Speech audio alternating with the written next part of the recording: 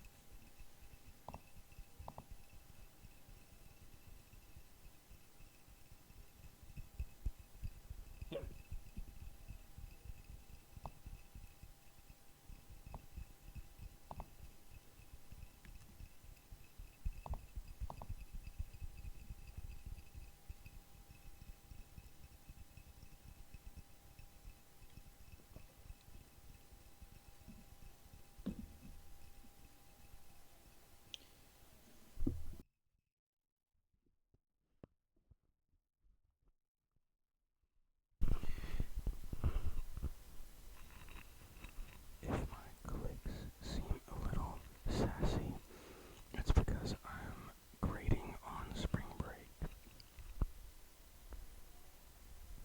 I know. I kind of did it to myself. But it is what it is. It's also, normally I wouldn't be dressed this eccentric. Normally I wouldn't be dressed like this either. With this. But, since it's spring break, I get to dress however I want. If I might also, I'm gonna discuss. There's a cat. I'm gonna discuss also a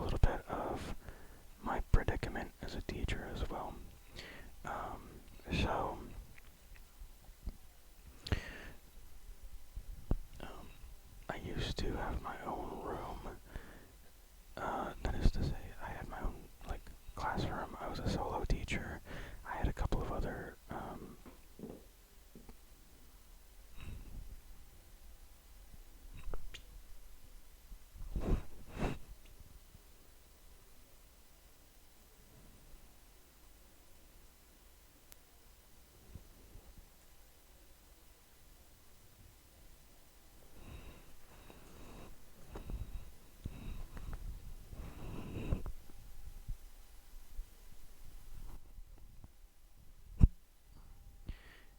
anyway, that is to say, I had other teachers that I would collaborate with, but I did not. I had other teachers that I would collaborate with, but I did not have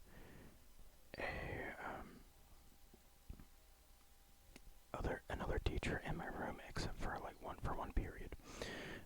So it was very independent. I could, whenever I wanted to teach, more or less, I could teach. That is not the case anymore at the current place I'm at. The way that this place rolls, is that you've got two other teachers with you pretty much at all times, which might sound like, oh, nice, I don't have to like face teenagers alone or whatever.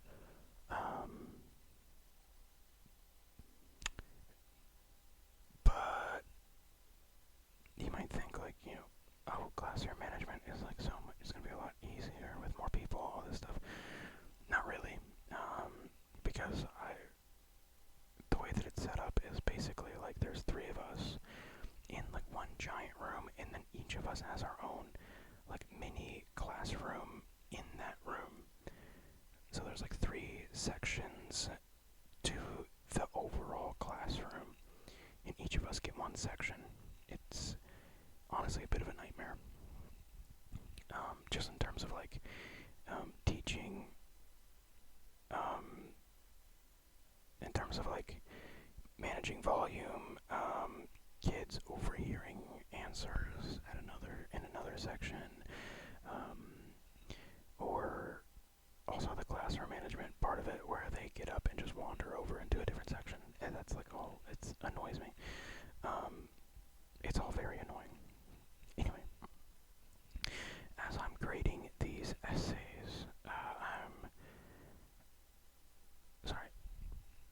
another big part of it is that we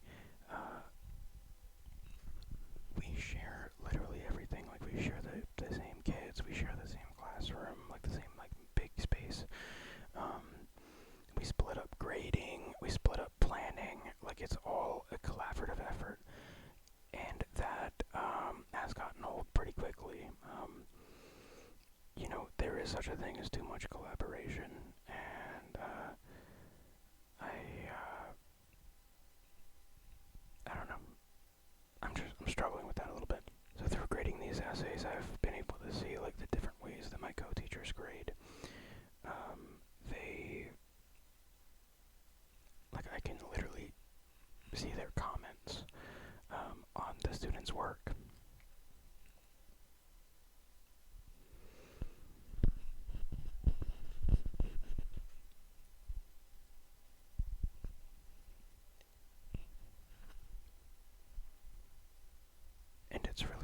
And it's really shown me a lot in the way of like, and it's really been interesting to compare the different teaching philosophies, of myself and my co-teachers. So I've noticed that I give more comments about style, and things like that. Like I'll commend a kid for using a metaphor or some other kind of figurative language in an analysis essay, which normally in an analysis essay you would not want to be too stylish, too fancy, and I get that. And I also talk to them about maintaining academic tone, that kind of thing. But I do tell them, like,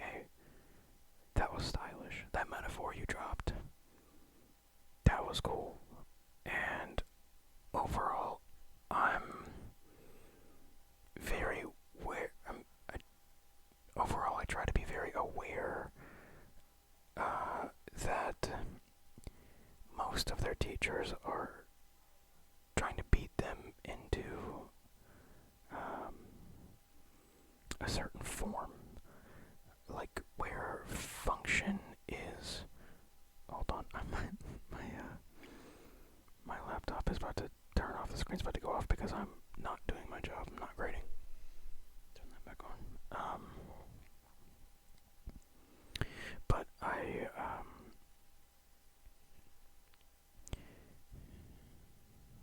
think that like other teachers are trying to push them in the direction of function, function, function, and that is not the way that you build up an appreciation for writing in a student. You have to definitely appeal to the whimsy of it. You have to appeal to the fashionability of art. You have to appeal to the kind of kooky side of things. You have to appeal to the not so business forward side of things. What you cannot teach a kid how to truly appreciate the language, how to truly appreciate writing as a medium. You just have to catch them in the middle of like enjoying themselves while they're writing. And then you have to basically like just nurture that and make sure that they know that they can kind of push the boundaries a little bit with their writing, and like enjoy themselves and express themselves, because ultimately that is what the purpose of writing is to convey complex thoughts and emotions in a way that is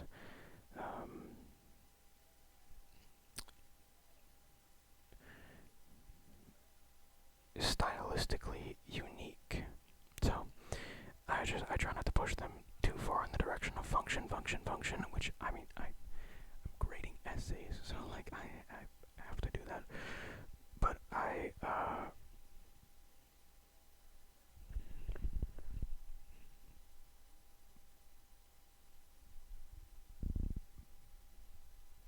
but I'm really trying to make sure, first and foremost, that they are getting something out of this that ends up making them a stronger thinker in the end. Also, another thing is, like, if you push them for function and you make sure that they're only writing for function and for perfect organization, perfect focus, perfect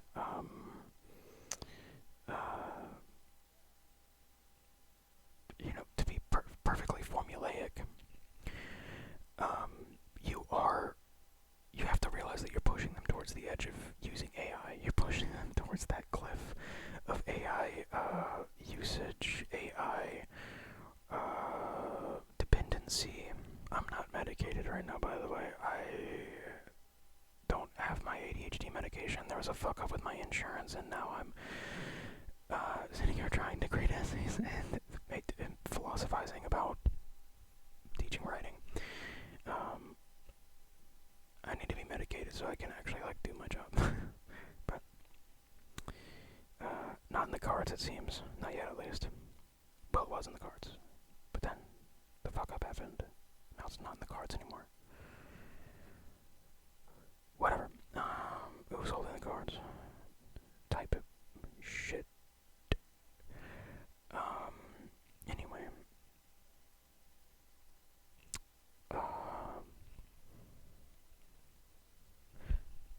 So, yeah, many of these kids are already over the edge when it comes to using AI. They have fallen off the ledge. They are plummeting down towards complete dependency. Yeah, it's bad. So, a part of what I'm trying to do, and a part of what I have assumed as my responsibilities as an educator, as an English teacher, is to throw the rope over the cliff and hope that some of them grab it and I can yank a few up over back to safety to where, where this metaphor is going, where here, at the top of the cliff,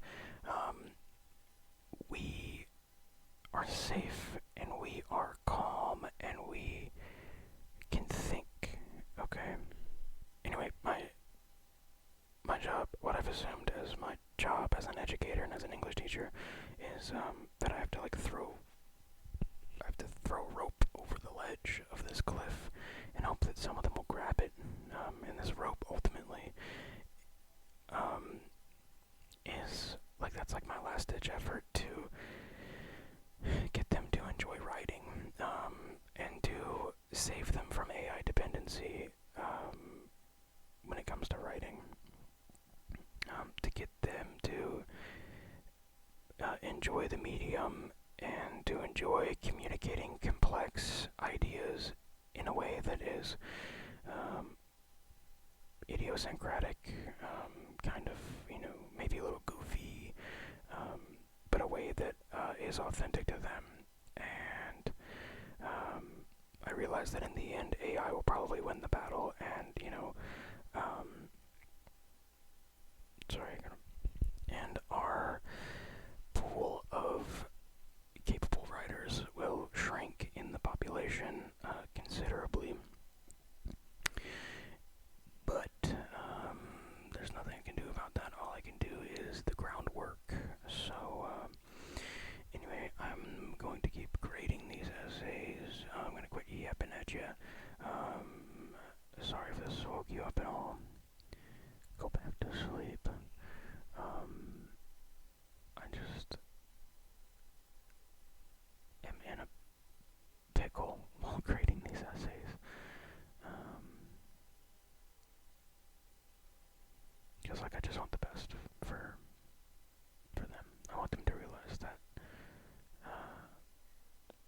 writing is something to cherish and something to put effort into. If there ever were a thing to learn in Gen Ed, in your general schooling, it's to learn to be a capable writer. And they are not taking it very seriously. And sometimes I feel like not my coworkers, or not my co-teachers necessarily, because they take it seriously, but my coworkers in general. Some teachers I've seen or talked to, heard about their opinions. It's a very assembly line kind of an outlook. But again, you take the assembly line approach, the function approach. You push kids towards AI, and I guarantee those teachers don't care if their kids are using AI. And I bet some of them are honestly using AI to grade this stuff anyway. Yeah, it's